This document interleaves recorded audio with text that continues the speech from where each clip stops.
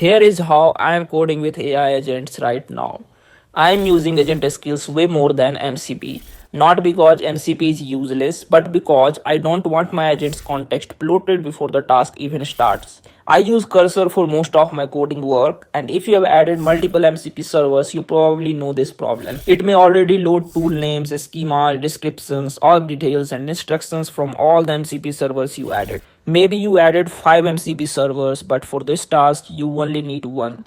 That means more context, more tokens, and sometimes more confusion. So now, for most coding workflows, I prefer agent skills. A skill is basically a reusable instruction pack. It tells the agent how to code with a specific tool, API, framework, or workflow.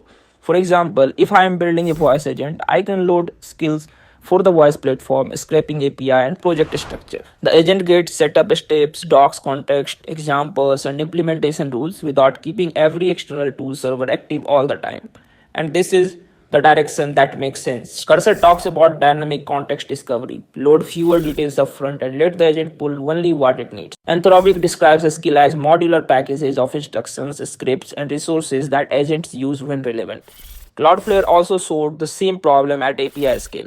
Their code mode covers 2500 plus API endpoints in around 1000 tokens instead of exposing a huge tool surface upfront. So my rule is simple. MCP for live external actions, agent skills for repeatable coding or knowledge.